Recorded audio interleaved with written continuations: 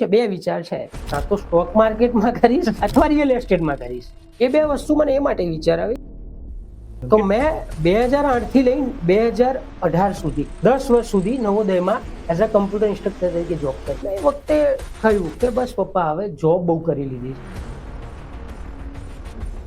લોકો મને બહુ કહેતા હોય છે કે રિયલ એસ્ટેટની અંદર પૈસા 4 થી 5 વર્ષમાં ડબલ થઈ જાય છે. અને એક ડિસિઝન મારું ફિક્સ હતું કે પૈસા ઘરેથી નહીં લે, ઘરે જ કર્યા છે, સંતાન છે, પગભર છું, તો મારા આત્મસન્માનને ઠેસ ના પહોંચે એ રીતે બળે જ કામ. બે પૈસા ઓછા કમાશે ને તો ચાલશે, પણ એથિક્સ સાથે આવે આ બિઝનેસમાં.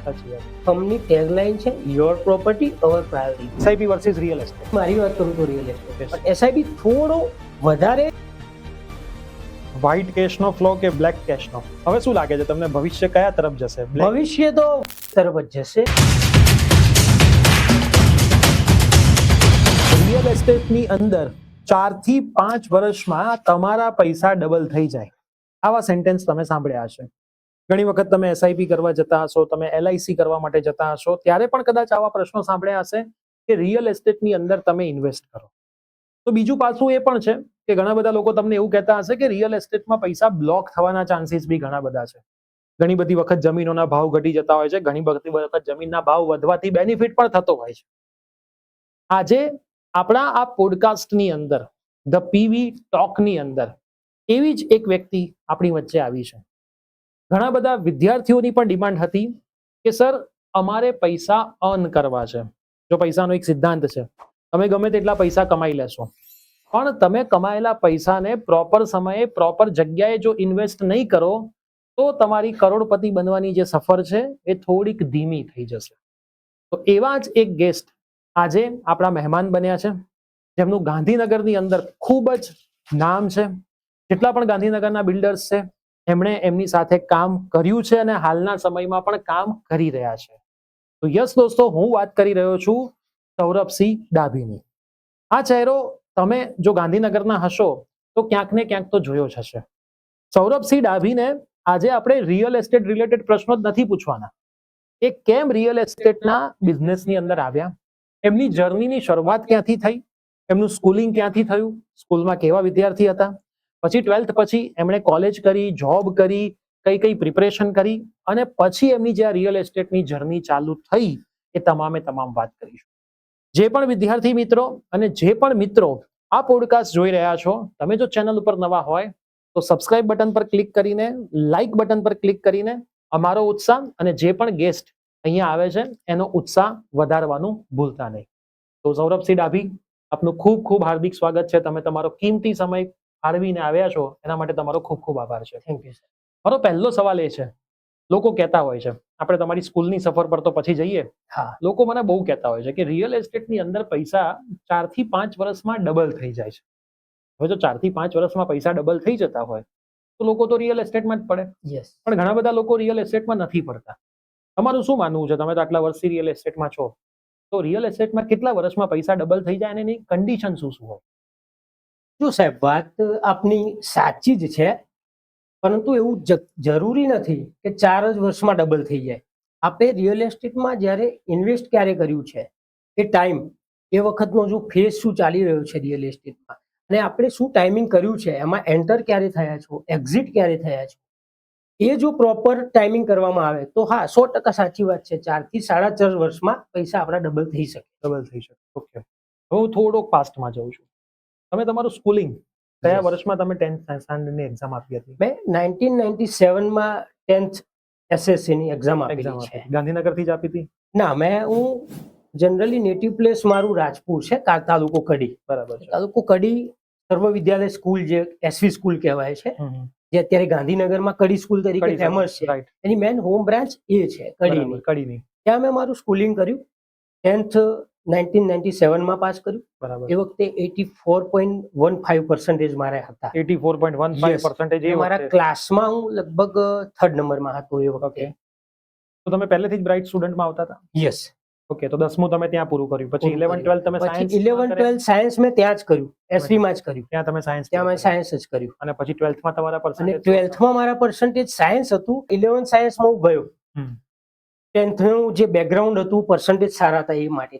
પરંતુ 11th સાયન્સમાં મને સાયન્સ થોડું ઓછું ફાવ્યું. Right. એના લીધે પર્સન્ટેજ જોઈએ તો મારા 62% આવ્યા 12th Okay. સાયન્સમાં. એ વખતની વાત છે, બરાબર 1999માં. ઓકે એ વખતના 62 અત્યારના 82 જ કહેવાય. યસ આમ જોવા જઈએ તો એ જ કહેવાય. અને Yes. પછી તમે આગળ શું ફિલ્ડ પસંદ પછી કરી? આગળ મેં એ વખતે કમ્પ્યુટરમાં થોડો ઇન્ટરેસ્ટ હતો મને, ઓકે અને કમ્પ્યુટર એ વખતે નવી નવી બ્રાન્ચ ખુલી રહી હતી.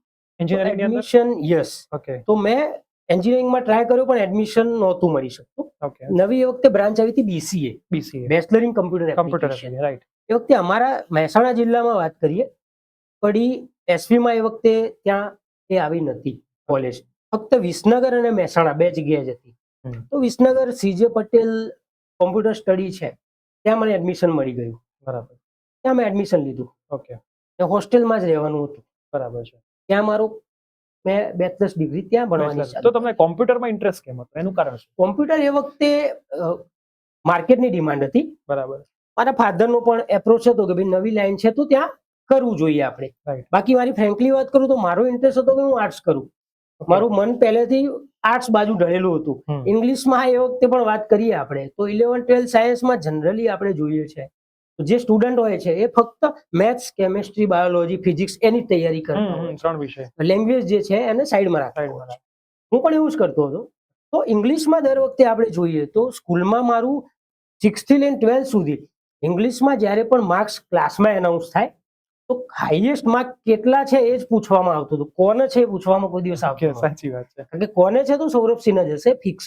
બરાબર છે. તો 11th 12th સાયન્સમાં આવ્યા પછી અમારા સર અમને કહેતા હતા કે ભાઈ સૌરભ, ડાભી વખતે મને કહેતા બધા હા, સરનેમથી ડાબી. કે ડાભી તું ઇંગ્લિશમાં શું કરો આટલી મહેનત કરે છે? ઇંગ્લિશની કોઈ એ વખતે જરૂર નહીં પડે તારા મેરિટમાં. Right. મેથ્સ, સાયન્સ, બાયોલોજીની તૈયારી કર ઓકે તો કામ આવશે. હમ હું કહેતો સાહેબ હું તૈયારી એવી નથી કરતો એની, પણ હવે પહેલેથી જ મને ઇન્ટરેસ્ટ એટલો છે કે એમાં માર્ક્સ આવી જ જાય છે. રાઈટ. તો એ ઇંગ્લિશ ત્યારનું તમને અત્યારના તમારા બિઝનેસમાં હા, એ મને અત્યારે બહુ જ મદદરૂપ થાય છે. બહુ અને એ વખતે હું મારા જે સર છે ઇંગ્લિશના હા. એ બધા સરનો અત્યારે જાહેરમાં ઘણો ઘણો આભાર માનું. Right right. હવે તમે BCA પૂરું કર્યું પછી આગળ માસ્ટર ડિગ્રીનું વિચાર્યું? માસ્ટર ડિગ્રીનું વિચાર્યું, પણ માસ્ટર ડિગ્રીમાં જનરલી એ વખતે જોઈએ તો અમારી ઇકોનોમિકલ કન્ડિશન એટલી સારી નહોતી, અને માસ્ટર ડિગ્રીમાં જવાની મને બહુ ઈચ્છા પણ નથી. ઓકે એટલે એ પછી મેં જોબ ચાલુ કરી દીધી. બરાબર છે. તમે શેમાં જોબ ચાલુ કરી? જોબ એ વખતે મેં સ્કૂલિંગમાં જોબ ચાલુ કરી, જે પ્રાઇવેટ સ્કૂલને હોય છે બરાબર ત્યાં એઝ અ કમ્પ્યુટર ઇન્સ્ટ્રક્ટર તરીકેની જોબ ચાલુ. સ્કૂલમાં એટલે ત્યાં જ કડીમાં જ તમારી સ્કૂલ હતી કે ગાંધીનગર? કડીમાં સ્કૂલમાં કરી, 1-1.5 વર્ષ ત્યાં કરી. બરાબર છે. પછી અમદાવાદમાં કરી, અમદાવાદ બોપલ સાઈડ કરી, બરાબર છે. એ રીતે કરી. પછી એ દરમિયાન મને ફાધરે એમ કહ્યું કે આપણે એક કામ કરીએ, આ સ્કૂલિંગમાં તને ટીચરનો જો ઇન્ટરેસ્ટ હોય તો પછી PTC જ કરી લે. રાઈટ. તો 12th સાયન્સના બેઝ ઉપર PTC માં એડમિશન લઈ લીધું. ઓકે PTC માં એડમિશન મળ્યું તો મેં 2 વર્ષ PTC કર્યું. PTC કર્યું, ગાંધીનગર ડાયટ થી કર્યું. બરાબર. ગાંધીનગર ડાયટ જે દરેક Diet, જિલ્લામાં એક એક ડાયટ હોય છે હોય છે. ત્યાં કર્યું. હા. તો ત્યાં પણ મારા 86.86% PTC માં. ઓકે. PTC પૂરું કર્યા પછી PTC પૂરું કર્યા પછી મેં PTC ના બેઝ ઉપર જોબ ચાલુ કરી, PTC ના ટીચરની. અત્યાર સુધી હું કમ્પ્યુટર ટીચર તરીકે જોબ હા, કરું, હા. BCA ના base. BCA base. એ દરમિયાન મને ઓપોર્ચ્યુનિટી મળી, જવાહર નવોદય વિદ્યાલયની એડ આવી હા. પેપરમાં, હા.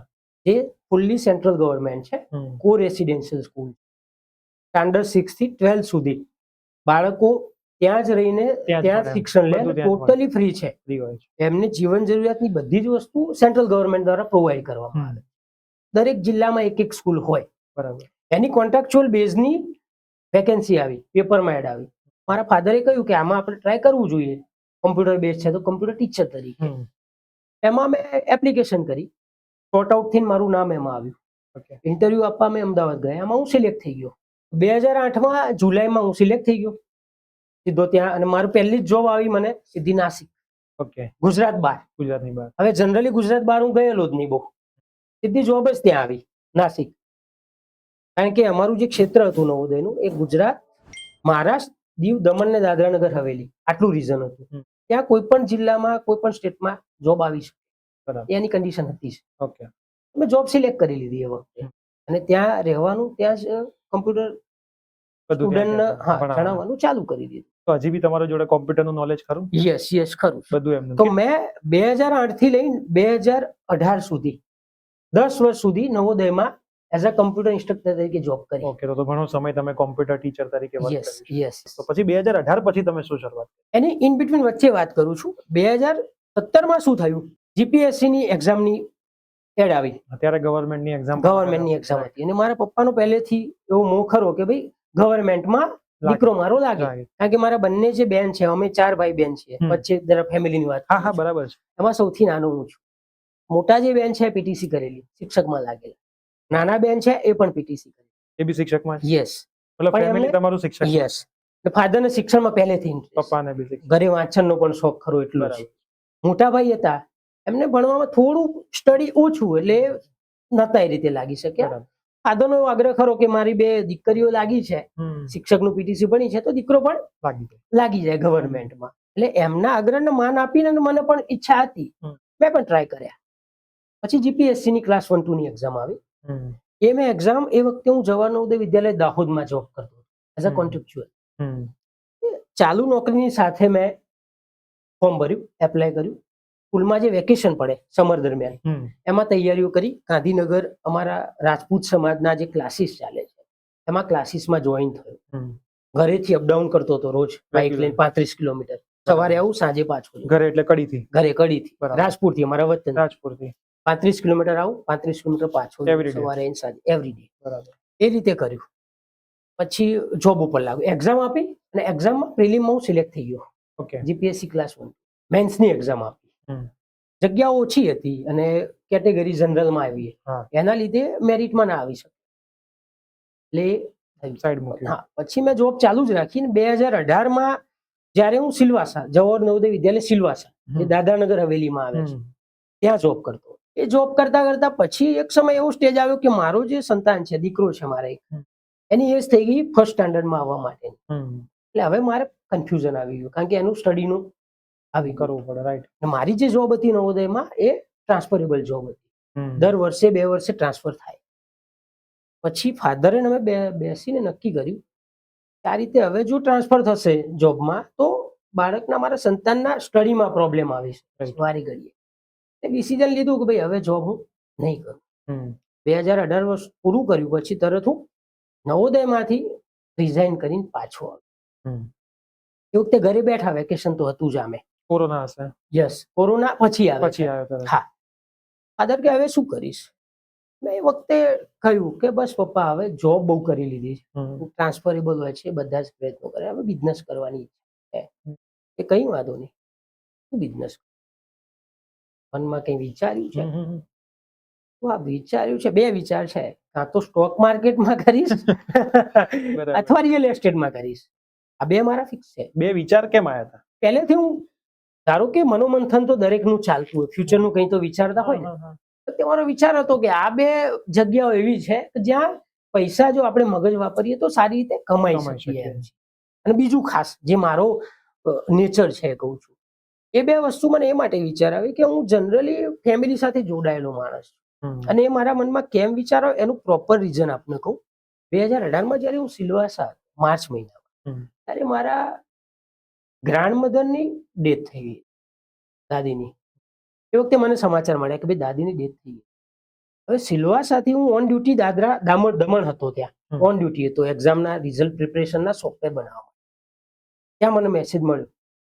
હવે ત્યાં ઓન ડ્યુટી હતો, તો ઓન ડ્યુટી હોય એટલે મારે જે લીગલ ફોર્મ્યુલાટી હોય એ તો કરવી જ પડે ડોક્યુમેન્ટમાં. એ કરી, ત્યાંથી લીવ કરીને પછી સિલવાસા હેડક્વાર્ટર પર ગયો, ત્યાંથી લીવ આપીને ઘરે આવ્યો. એ દરમિયાન જનરલ ટ્રેન તો તરત તો રિઝર્વેશન મળે નહીં, જનરલ બોગીમાં ઉપર જે સામાન મૂકવાનો હોય એમાં બેસીને ઘરે આવ્યો, વતનમાં, લગભગ 10-12 કલાક. તો દાદીને હું છેલ્લે એમને જોઈ પણ નું અગ્નિ સંસ્કાર પણ કરી દેવામાં આવ્યા હતા. એ વખતે મને મનમાં ઘણી નિરાશા આવી. આ રીતે જ જો કામ કરવા હોય અને જોબ કરવી હોય, પૈસા હોય, પણ જ્યારે ખરેખર જ્યાં જરૂર છે ત્યારે મારા સિવાય બધા જ વ્યક્તિ ત્યાં હાજર હતા. ત્યારે મેં નક્કી કર્યું કે હવે કરીશ તો જોબ નહીં કરું, બિઝનેસ કરીશ, અને એવા લોકેશન પણ કરીશ કે જ્યાંથી મારે ઘરે જવું હોય, ફેમિલી મેમ્બર્સને મળવું હોય, તો ઇઝીલી હું ત્યાં પહોંચી શકું અને મને ટાઈમ પણ મળી શકે. હા, હું કામ કરવા તૈયાર છું સવારથી લઈને સાંજ સુધી, પણ જ્યારે મારી કોઈને જરૂર હોય અથવા મારે કંઈ જરૂર હોય તો હું તરત ત્યાંથી લીવ રેડી હોવું જોઈએ. આ મારું મેઇન ડિસિઝન. એટલા માટે તમે આ 2 ડિસિઝન એ માટે મેં, કારણ કે આ બંનેમાં કેવું છે, ધારો કે શેર માર્કેટ કરીએ તો ઓફિસમાં જઈને પણ કરી શકીએ છીએ, આપણે ઘરે રહીને પણ કરી શકીએ છીએ, મોબાઈલમાં પણ. બરાબર. રિયલ એસ્ટેટમાં પણ એવું જ છે કે રિયલ એસ્ટેટમાં બિઝનેસ આપણે આપણા ટાઈમ અનુસાર કરી શકીએ છીએ. હવે તમારી પાસે બે ડિસિઝન, Yes. તમે ગયા પપ્પા પાસે, તો એમાંથી ફાઇનલ તમે રિયલ એસ્ટેટ કેમ કર્યું? પછી ડિસાઈડ કર્યું રિયલ એસ્ટેટ. એનું પણ લોજિક કહું આપણે. શેર માર્કેટમાં પૈસા સીધા નથી કમાઈ શકાતા કોઈ દિવસ. મેં સ્ટડી કર્યું, એનું પણ 1-2 મહિના સ્ટડી કર્યું, પેપર જોયા, ન્યૂઝ જોયા, શેર માર્કેટની ઓફિસોમાં ગયો, બધું જોયું, મેં સ્ટડી કર્યું. પછી ખ્યાલ આવ્યો કે એના માટે પૈસા લગાવવા તો પડશે પહેલા, અને એ પૈસામાં રિસ્ક પણ છે. કમાઈ જઈશું એ જરૂરી નથી, પૈસા જાય બી શકે. લોસ પણ થાય. એ વખતે પૈસા તો મારી જોડે સેવિંગ હતું, કારણ કે હું નવોદયમાંથી આવ્યો તો નવોદયમાં ખર્ચો નહીં બરોબર, કારણ કે ત્યાં રહેવાનું જમવાનું બધું જ ગવર્મેન્ટ તરફ, ક્વાર્ટર પણ ગવર્મેન્ટ તરફથી એલોટેડ. સેવિંગ મારી જોડે હતું, એ માટે મેં પ્રયત્નો કર્યા. પણ અહીંયા સાથે સાથે મારા સંતાનને ભણાવવાનું પણ ચાલુ હતું, અને મેં પોદાર સ્કૂલમાં CBSE સ્કૂલમાં એડમિશન લઈ લીધું, સૌથી સારી કુડાસણ. અને કુડાસણ એરિયા મેં ત્યાં રહેવા આવી ગયા અમે. બરાબર. પછી નક્કી કર્યું કે આ તો પછી એમાં જો લોસ થાય તો સર્વાઈવ કરવું તકલીફ પડે. અને એક ડિસિઝન મારું ફિક્સ હતું કે પૈસા ઘરેથી નહીં લો. મેરેજ કર્યા છે, સંતાન છે, પગભર છું, તો મારા આત્મસન્માનને ઠેસ ના પહોંચે એ રીતે બળે જ કામ કરીશ. એ માટે થઈને પછી મેં ડિસાઈડ કર્યું કે રિયલ એસ્ટેટમાં શું છે, એમાં ખાલી ટાઈમ આપવાનો છે, મહેનત કરવાની છે, પણ પૈસા સ્ટાર્ટિંગમાં ના લગાવીએ તો પણ આપણે બીજા લોકોને આપણા નોલેજથી સારા ઘરને અપાઈ શકીએ છીએ, સારી પ્રોપર્ટી અપાઈ શકીએ. એટલે હું એ બાજુ વળ્યો. બરાબર છે. એટલે તમે 0 રૂપીસથી શરૂઆત કરી? હા, લગભગ 0 રૂપિયાથી શરૂઆત કરી. પૈસા હતા પણ કરી શરૂઆત 0 રૂપિયા. કયા વર્ષમાં તમે આ શરૂઆત કરી? અને એક્ઝેક્ટ આપને કહું તો 2020ના સપ્ટેમ્બર મહિનામાં મેં શરૂઆત કરી. 2020માં? યસ. એ વખતે નોલેજ તો હતું જ, એજ્યુકેશન તો હતું જ આપણી જોડે, અને હું જનરલી નીતિ નિયમમાં માનવા વાળો વ્યક્તિ, પ્રોપર. એ બધા ગુણ મારા ફાધર માંથી આવેલા છે. બરાબર. મેં જોયું કે એની લીગલ ફોર્માલિટીઝ હોય છે. રેરાનું લાયસન્સ લેવું પડે ગવર્મેન્ટ જોડે, બીજા લોકો કરતા હોય છે. એટલે આપણે સૌથી પહેલા રેરાની ઓફિસમાં ગયો, ત્યાં એમના જે અધિકારી હોય એમને મળ્યો, પર્સન જોડે વાત કરી, ફોર્માલિટી સમજી, અને એ પ્રમાણેના ક્રાઇટેરિયામાં કરીને મેં રેરા લાયસન્સ લઈ લીધું 15 દિવસમાં. તમારું પોતાનું લાયસન્સ બી? મારું પોતાનું RERA Gujarat government registered licence મેં લઈ લીધું. આ વસ્તુ કરવાનું જે સેલિંગ છે, યસ, તમારું બી લાયસન્સ આવતું હોય? હા, મારું લાયસન્સ. આ વસ્તુની મને તો પહેલી વાર ખબર પડી, કેમ કે મોસ્ટલી બધા તો એમનેમ જ કરી દેતા હોય છે. બધા એમનેમ કરતા હોય છે. જ્યારે મેં લાયસન્સ લીધું સર, તો આપને વાત કરું કે એ વખતે મારો 47 નંબર હતો ગાંધીનગર ડિસ્ટ્રિક્ટમાં. ઓકે. લીગલી જે કરતા હોય એમાં મારો 47 નંબર હતો, મતલબ 46 લોકો જ આખા ડિસ્ટ્રિક્ટમાં લીગલી કામ કરી રહ્યા. ઓકે. અને મેં લાયસન્સ પહેલા જ દિવસથી લખ્યું, પછી વિઝિટિંગ કાર્ડ બનાવ્યું, વિઝિટિંગ કાર્ડમાં મારો રેરા નંબર મેન્શન કર્યો. એનો કોઈ ચાર્જ લેતા હશે રેરા વાળા? હા, એની ફીસ છે 10,000 રૂપિયા. એટલા માટે લોકો, એટલે લોકો પાછા ફીસ. એનો બેનિફિટ શું થતો હોય રેરાનું લાયસન્સ લે? એનું બેનિફિટ સાહેબ શું છે, ધારો કે રિયલ એસ્ટેટમાં કોઈ ક્લાયન્ટ આપણી પાસે આવે છે, આજે એને પણ જીવનભરની મૂડી એની જોડે, એનાથી પ્રોપર્ટી લેતો હોય, તો એને પણ કંઈક વિશ્વાસ, ટ્રસ્ટ તો મળવો જોઈએ કે આપણે જે વ્યક્તિ જોડે જઈ રહ્યા છે એ વ્યક્તિ જોડે આપણા પૈસાની સલામતી છે, બધી જ આપણી સલામતી છે કે નહીં, એ વ્યક્તિ પ્રોપર છે કે નહીં, એની પાસે પ્રોપર નોલેજ છે કે નહીં. તો આમાં શું, ગુજરાત ગવર્મેન્ટનું લાયસન્સ હોય, આપણી જોડે સર્ટી હોય, તમે નેટ પર પણ સર્ચ કરીને જોશો તો મારું ટોટલી ડિટેલ્સ એમાં દેખાશે. શું કરશે? એને રિન્યુ કરવાનું હોય છે? રિન્યુ દર 5 વર્ષે એને રિન્યુ કરવાનું. દર 5 વર્ષે? યસ.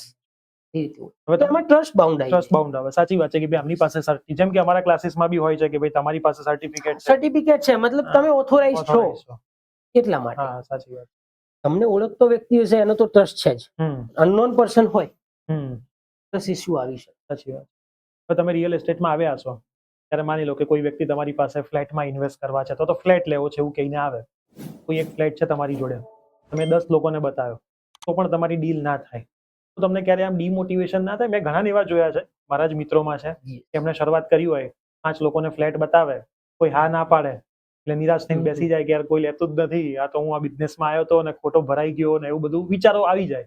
તો તમને આમ ક્યારે એવું થયું નહીં કે આવું બન્યું જોઈએ બધા પાસે? એવું તો હશે જ નહીં કે ભાઈ તમારી જોડે 10 ક્લાયન્ટ આવ્યા, 10 ફ્લેટ લઈ દીધા, 10 માંથી એકે લીધો હોય, 9 ના લીધો હોય, તો એવું બન્યું હોય ત્યારે તમે શું વિચારતા? જનરલી જુઓ, 10 ક્લાયન્ટ મારા જોડે યા કોઈ પણ વ્યક્તિ જોડે ગયા હોય, એ તો શક્ય જ નથી કે જેટલા જાય બધા જોડે ડીલ થાય, એ પોસિબલ છે જ.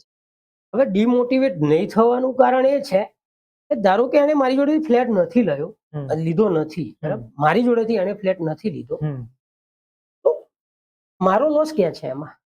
Right. મારો તો કોઈ લોસ છે નહીં ને. જો મારો લોસ થતો હોય તો મને ડિમોટિવેશન આવશે. મારો લોસ પણ થઈ રહ્યો છે આમાં. પ્રયત્ન વધારે કરીશ. બરાબર છે. મેં સૌથી પહેલા એક કામ શું કર્યું, મેં સ્ટડી કરી લીધો કે ગાંધીનગરની આજુબાજુ જે વેલ ડેવલપિંગ એરિયા કયા છે. દરેક વેલ ડેવલપિંગ એરિયા છે એ વેલ ડેવલપિંગ એરિયાનું જાતે કર્યો છું બધી જ જગ્યાએ. ઉડાસણ છે, સરગાસણ છે, રાયસણ, રાંદેસણ, કોબા, એ બધા જ જગ્યાએ સવારે 8:30-9 વાગે બ્રેકફાસ્ટ કરીને હું નીકળી જતો હતો, બપોરે પાછો ફક્ત ને ફક્ત રિસર્ચ કરવા માટે. બરાબર છે. જેથી મારી જોડે કોઈ ક્લાયન્ટ આવે કે આ એરિયામાં મારા આ બજેટમાં આ રીતના ઓપ્શન વાળી કોઈ પ્રોપર્ટી અવેલેબલ છે, તો મારી જોડે નોલેજ હોય, રાઈટ, હું એને પ્રોપર માહિતી આપી. બરાબર છે. કારણ કે હું તો કઈ છટકી જવું એ ના ચાલે. હમ, એની જીવનભરની મૂડી છે, રાઈટ, એ મારા ભરોસે રોકી રહ્યો છે. સાચી વાત છે. એટલે એની જવાબદારી છે એટલી જ મારી છે. હમ, અને મારું અત્યારે મેં જ્યારે શરૂઆત કરી ત્યારે જ મારી ફર્મની ટેગલાઇન છે your property our priority. Okay. એ મેં ટેગલાઇન બનાવી છે. તમારી જે પ્રોપર્ટી છે એ અમારી પ્રાયોરિટી છે, હમ, ફક્ત તમારી નથી. એટલે અમે તમારી જેટલી જવાબદારી છે એટલી જ અમે અમારી જવાબદારી લઈને આપનો પ્રોપર્ટી આપીએ. બરાબર છે. હું જોતો હોઉં છું કે તમારો હમણાં બર્થડે હતો, ઘણા બધા ગાંધીનગરના મોટા મોટા બિલ્ડર બર્થડેમાં તમને વિશ કર્યા હતા, ન્યૂ યરમાં તમે અલગ અલગ જગ્યાએથી ગિફ્ટ લાવ્યા હતા. યસ. તો તમે ગાંધીનગરના ઓલમોસ્ટ કેટલા બિલ્ડર જોડે વર્ક કરી રહ્યા? ગાંધીનગરના વેલ નોન બિલ્ડર્સ ડેવલપર્સ જે છે એમાંથી લગભગ 99.99% બધા જ ડેવલપર સાથે અમે સંકળાયેલા છીએ. ઓકે. અને બધા જ ડેવલપર સાથે બહુ સારો એવો ટ્રસ્ટ બાઉન્ડ કરેલો છે અમે. ડેવલપર્સ સાથે બહુ સારું કામ કરીએ છીએ. ઓકે. હવે માની લો કે કોઈ વ્યક્તિ છે તમારી જોડે આવ્યો, એને તમારા થ્રુ ક્યાંક ઇન્વેસ્ટ કર્યા, તો એવું બની શકે કે મેં એવું બી ન્યૂઝપેપરમાં વાંચતો હોઉં છું કે લોકોએ સ્કીમમાં પૈસા રોક્યા, ફ્લેટ લીધા અને પછી બિલ્ડર જ ક્યાંક ખોવાઈ ગયા. Yes. એવું આપણે ગાંધીનગરમાં બનેલું છે કે ક્યારેક કોઈકના પૈસા આમાં જવાનું થાય Yes. અને એવું કદાચ થયું તમારા થ્રુ, Yes. તો એમાં આપણે કેવું સોલ્યુશન કાઢી શકીએ? જનરલી જુઓ, ખાલી આપણે ગાંધીનગરની વાત હા, કરીએ તો બરાબર. ગાંધીનગરમાં હાલ સુધી તો એવું કંઈ થયું નથી. ઓકે. અને અમે કઈ રીતે કામ કરીએ છીએ, અમે માર્કેટ રિસર્ચ કરીને બેઠા છીએ. હમ. જે બિલ્ડર સાથે અમે ટાઈઅપમાં હોઈએ છીએ, ડેવલપર સાથે, એની અમે હિસ્ટ્રી હમ. ચેક કરી ચૂક્યા હોઈએ છીએ. હિસ્ટ્રી ઇન ધ સેન્સ કે રિયલ એસ્ટેટ માર્કેટની હિસ્ટ્રીની વાત કરું છું બરાબર છે. કે એમણે કેટલા સમયથી કામ કરી રહ્યા છે, કેટલી સ્કીમ બનાવી છે, કેટલી સ્કીમ આપી ચૂક્યા છે, ડિલિવર કરી ચૂક્યા છે, બરાબર. કેટલી સ્કીમ અત્યારે ફંક્શનમાં છે, બરાબર. અને એ બધાનું શું ટાઈમ ટુ ટાઈમ પજેશન આપ્યું છે. હમ. જો પજેશન આપ્યું છે તો પજેશન આપ્યા પછી એમાં કોઈ કમ્પ્લેન્સ આવી રહી છે, લીગલી બધા પરફેક્ટ છે, એ બધું એમણે જે બ્રોશરમાં કે જે એમણે પહેલા બુકિંગ વખતે જે વાયદા કર્યા છે, શું ખરેખર એ વાયદા બધા પૂરા કર્યા છે એમણે, આ બધું જ અમે ચેક કરીએ છીએ. એમાંથી અમે ફિલ્ટર કરીને જે ડેવલપર્સ પરફેક્ટ અમને લાગે છે, અમે એમની સાથે જ કામ કરીએ છીએ. એટલે કોઈ પણ જે તમારી પાસે આવે એટલે ટ્રસ્ટ તો તમારી એટલે પર જ ટ્રસ્ટ બનેલો. આવે છે. હા, સાચી વાત. હવે તમે જે તમારા ફેમિલીની વાત કરી, તો તમારા ફેમિલીમાં જે છે, તમારી બે બહેનો છે, એક ભાઈ છે, તમારા Yes. પપ્પા છે, તો તમે જે ફેમિલીમાં રહો છો એ ફેમિલીમાંથી શું વિચારે છે? તમે આ રિયલ એસ્ટેટના બિઝનેસમાં છો, પહેલા ટીચર હતા એને સારું ગણે છે કે હાલ તમે આ બિઝનેસમાં છો એને સારું ગણે છે? એ વખતે પણ સારું જ ગણતા હતા અને અત્યારે પણ સારું ગણે છે. હા, એટલું એમને છે કે મારી મરજી, જે હું જે પ્રકૃતિનો માણસ છું એ કામ હું કરી રહ્યો છું એટલે એમને આનંદ છે. ઓકે. ઘણા લોકોને મેં જોયા છે આ બિઝનેસની અંદર કે ભાઈ ક્યાંકથી હું આટલા પૈસા કમાઈ લઉં, Yes. પણ મને એવા ન્યૂઝ બી માર્કેટમાં છે કે ભાઈ તમે સૌરભસિંહ જોડે કામ કરો એટલે તમારો એક પણ પૈસો ખોટો ના થાય. તમે એ વસ્તુમાં શું માનો છો કે ભાઈ શોર્ટ ટર્મ ક્યાંકથી પૈસા મળતા હોય કોઈ કસ્ટમર પાસેથી તો લઈ લેવા જોઈએ કે લોંગ ટર્મ રિલેશન બનાવવા માટે આપણે આગળ વધવું જોઈએ? લોંગ ટર્મ રિલેશનમાં જ અમે માનીએ છીએ, માનતા હતા અને માનીશું. ઓકે. એ અમારું ફિક્સ છે. અમે શોર્ટ ગેમમાં, શોર્ટ પ્રોફિટની ગેમમાં કોઈ દિવસ ફસતા નથી અને કોઈને ફસાવતા પણ. ઓકે. ટોટલી એથિક્સ બેઝ કામ કરીએ છીએ. ત્યારે ગાંધીનગરમાં અમારા રિયલ્ટર્સનું એસોસિએશન પણ છે, okay. Green city realtor welfare association. બરાબર છે. એ એસોસિએશનની CSR કમિટીનો હેડ પણ છું હું અત્યારે. ઓકે. તો એ કમિટીની અંદર શું શું કામ એ કરવાનું? કમિટીની અંદર જનરલી અમે કોઈ ડેવલપર્સ હોય એ ડેવલપર સાથે મળીએ છીએ, એની નવા પ્રોજેક્ટ આવતો એની માહિતી લઈએ છીએ અને એની માહિતી સાથે અમે બીજા લોકોને આપલે કરીએ છીએ. બરાબર છે. અને એમની સાથે ડેવલપર સાથે અમે MOU સાઇન કરીએ છીએ. ઓકે. અને તમારી બધી જ લીગલ પ્રોસેસ લીગલ પ્રોસિજર કરીએ છીએ અને પછી એ વસ્તુ અમે ક્લાયન્ટને આપીએ છીએ કે બતાવીએ છીએ. ઓકે. હવે તમારા મેરેજ થયા, તમારો સન અત્યારે પોદારમાં ભણે છે, યસ. તો દરેકની જર્નીની અંદર એવું હોય કે વ્યક્તિ જ્યારે ઉપર જતો હોય તો એમાં એમની મમ્મીનો હાથ હોય, એમની વાઈફનો હાથ હોય, તમારા પપ્પાનો હાથ તો છે, તમે પહેલા જ કીધું, તો તમારા વાઇફનો સપોર્ટ આની અંદર કેવો છે? મારા વાઈફના સપોર્ટની વાત કરું તો ફ્રેન્કલી આપને કહીશ કે મારા સંતાનને જ્યારે હું સ્ટાર્ટ કર્યું મેં એટલે રિયલ એસ્ટેટની જર્નીમાં સ્ટાર્ટિંગમાં સવારથી લઈને સાંજ સુધી મહેનત બહુ લાગતી હમ, રિસર્ચ કરવામાં ટાઈમ આપી શકતો નહોતો. હમ. ખાસ કરીને એણે મારા સંતાનને સ્ટાર્ટિંગનો જે સ્ટડી કહું ને તો ટોટલી મારી વાઈફે જ કરાવ્યું. ઓકે સ્કૂલમાં કરે પછી ઘરે જે પણ સ્ટડી કરાવ્યું છે કે હોમવર્ક કરાવ્યું જે કંઈ પણ ધ્યાન રાખવાનું હોય બધું વાઈફે જ રાખ્યું. ઓકે છે. તો અત્યારે તમે ભણાવો ક્યારે તમારા? અત્યારે હું ભણાવું છું. જનરલી હું મેથ્સ હોય કે સાયન્સ હોય ઇંગ્લિશ હોય ભણાવું છું. Okay. અત્યારે પણ લેંગ્વેજ હોય કે બીજી વસ્તુ હોય તો મારી વાઈફ જ ઓકે તમે શું ઈચ્છો છો તમારા સંતાનને તમારે કઈ પોઝિશન સુધી પહોંચાડવું છે? પોઝિશનમાં જો આપને કહું ને તો મારી એવી ઈચ્છા છે કે મારા સંતાન જેમાં ખુશ રહી શકે એને જેમાં ગમતી પ્રવૃત્તિ હોય ને ઓકે એ કામ કરે. અત્યારે તમને શું લાગે છે એની ગમતી પ્રવૃત્તિ શું છે? ત્યારે મને લાગે છે કે એને સ્પોર્ટ્સમાં ઇન્ટરેસ્ટ વધારે છે. ઓકે એનું માઇન્ડ સ્પોર્ટ્સમાં વધારે છે અને એને હિસ્ટ્રીમાં રસ વધારે છે. અત્યારે જેમ મારું ઇંગ્લિશમાં હતું ને મેં આપને કહ્યું ને એમ અત્યારે એનું પોદારમાં એના ક્લાસમાં SST માં એનું નામ છે. આઉટ ઓફ માર્ક્સ લાવે છે. ઓકે 80 નું પેપર હોય તો 80, 100 હોય તો 100. ઓકે તમે તમારું સ્કૂલિંગ તો ગુજરાતી મીડિયમમાંથી કર્યું છે? મેં ગુજરાતી મીડિયમમાં ઓકે કર્યું છે. તો સારું કહેવાય કે તમારો સન CBSE ઇંગ્લિશ મીડિયમમાં Yes, ભણી yes. રહ્યો છે. હવે કોઈ માન લો કે કોઈ કોલેજનો વિદ્યાર્થી છે અને કોલેજ પતાવી દીધી છે અને આ રિયલ એસ્ટેટના બિઝનેસમાં આવવું છે. બિઝનેસમાં મતલબ કંઈ જગ્યાનું લે વેચ કરવું છે અથવા તો કંઈક વર્ક કરવું છે કોઈની સાથે રહીને, તો એમણે કેટલી વસ્તુઓનું ધ્યાન રાખવું જોઈએ? તો સૌથી પહેલા વાત કરું મારો જે નેચર છે ને અમે જે કામ કરીએ છીએ પ્રમાણે સૌથી પહેલા તો એમને ખરેખર રિયલ એસ્ટેટના બિઝનેસમાં આવું છે કે નહીં એનું મનોમંથન પહેલા કરી લેવું. ઓકે કોઈના કયાથી અથવા કોઈના સારું દેખી લેવાથી જોઈ લેવાથી કે ભાઈ આમાં જ પૈસા છે તરત કૂદી પડીએ તું એ કરી શકશે પહેલા વિચારવું જોઈએ પછી આવવું જોઈએ. હમ. હવે આવા જ માગે છે તો સૌથી પહેલા લીગલ પ્રોસિજર કરવી જોઈએ. રેરા સર્ટિફિકેટ લેવું જ જોઈએ. બરાબર જેમ ફૂડ હોય તો ફૂડનો બિઝનેસ કરીએ તો આપણે ફૂડ સર્ટિફિકેટ લઈએ છીએ એ રીતે રેરાનું પણ સર્ટિફિકેટ લેવું જોઈએ પછી જ બિઝનેસ ચાલુ કરવું. ઓફિસ નહીં કરે તો ચાલશે, રાઈટ સર્ટિફિકેટ પહેલા લેવું ઓકે જેથી ટ્રસ્ટ બાઉન્ડ સોલ્વ થાય. સોલ્વ થાય રાઈટ અને બીજું 2 પૈસા ઓછા કમાશે ને તો ચાલશે પણ એથિક્સ સાથે આવે આ બિઝનેસમાં. સાચી વાત આ બિઝનેસમાં જે એથિક્સ સાથે રહેશે એ જ ચાલશે.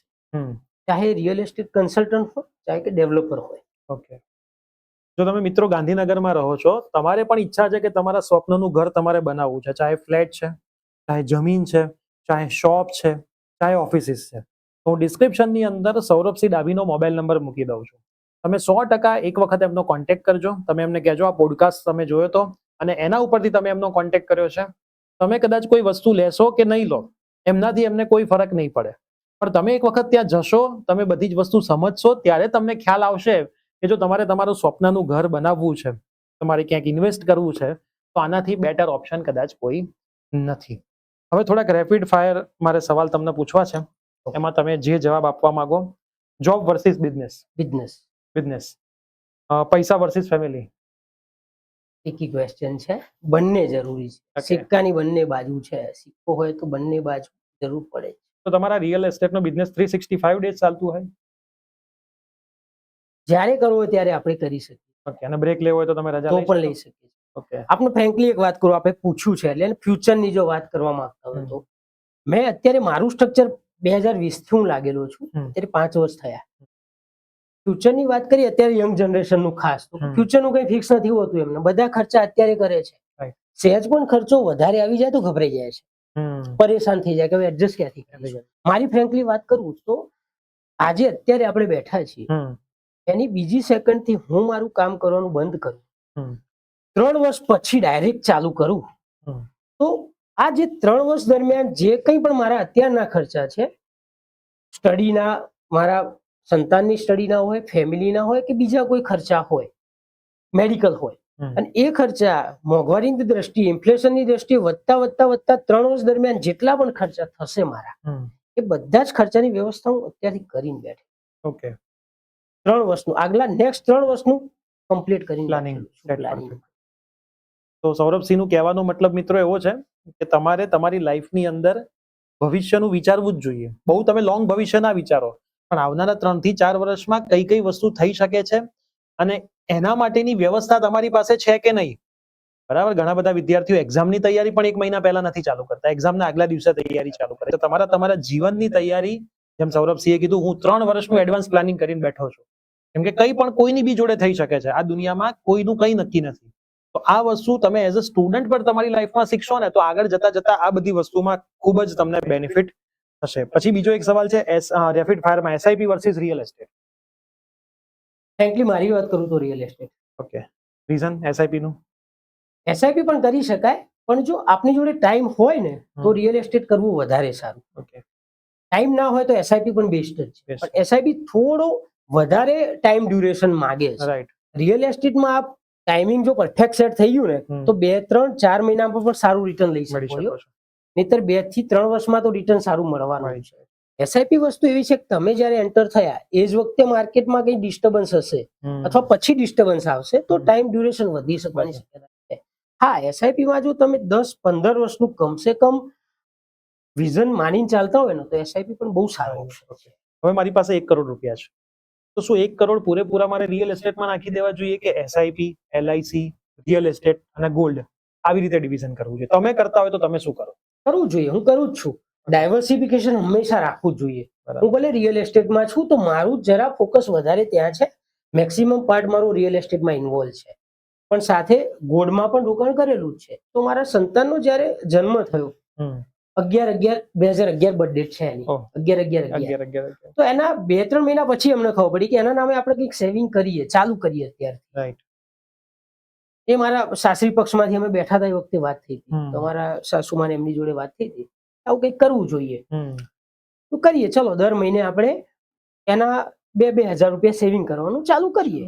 તો એ વખતે લગભગ 3-4 મહિના થઈ ગયા હતા એના બર્થડે. તો એ વખતે એક સાથે અમે 4 મહિનાના મૂકી દીધા. એ વસ્તુ અત્યારે મારું સંતાન જસ્ટ 11 તારીખે હમણાં 14 વર્ષનો થયો છે. 14 વર્ષથી તમે કરી રહ્યા છો? હા, એટલે દરેક મહિનાના 2,000 2,000 એટલે 12 દુને 24, દર વર્ષે 24,000. 24,000 ગુણ્યા 14. 14 વર્ષ.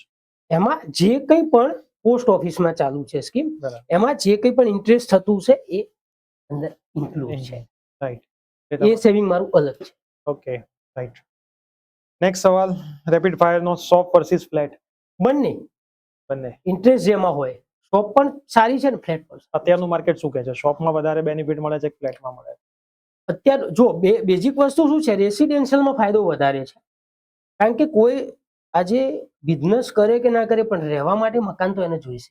એના પછી વ્હાઇટ કેશનો ફ્લો કે બ્લેક કેશનો ફ્લો? હવે શું લાગે છે તમને, ભવિષ્ય કયા તરફ જશે? ભવિષ્ય તો વ્હાઇટ તરફ જ જશે, વ્હાઇટ તરફ જશે. અને ખરેખર એ જ હોવું જોઈએ. આપણી ઇન્ડિયન ઇકોનોમીને મજબૂત કરવા માટે એ જરૂરી છે. ઓકે, મહેનત વર્સિસ નસીબ?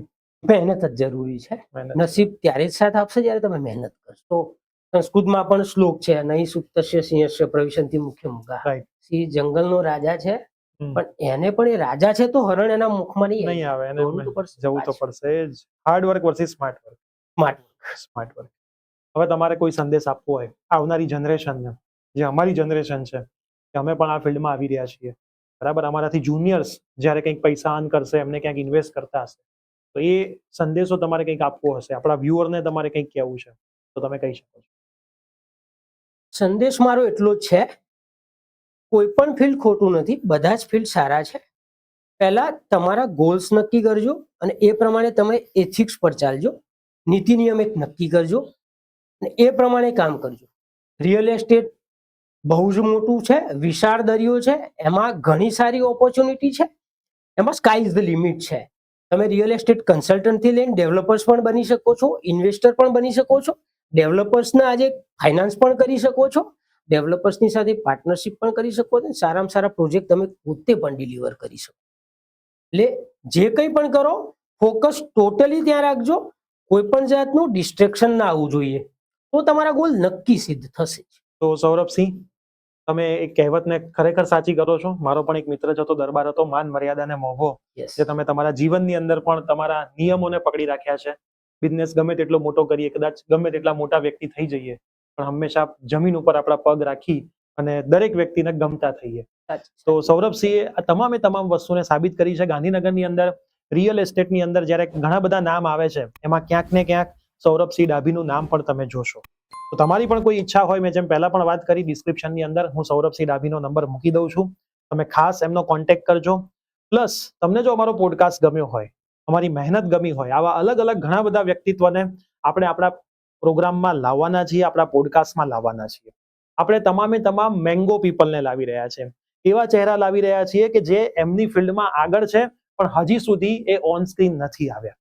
ઘણી બધી આવી કહાની તમને જાણવા મળવાની છે. તો ચેનલ ઉપર નવા હોય તો ખાસ સબસ્ક્રાઇબ બટન ક્લિક કરી દેજો અને આ પોડકાસ્ટ તમારા તમામે તમામ ફ્રેન્ડ્સને શેર કરવાનું ભૂલતા નહીં. તો મળીશું આવા જ કોઈ નવા પોડકાસ્ટની સાથે. તમારે પણ જો કોઈ ઈચ્છા હોય કોઈ સેક્ટરની અંદર પોડકાસ્ટની, તો તમે કમેન્ટ કરજો. શ્યોર અમે એ સેક્ટરની એ મેઇન વ્યક્તિને લાવવાના પ્રયત્ન કરીશું આપણા પોડકાસ્ટની અંદર. તો બાય બાય, ટેક કેર.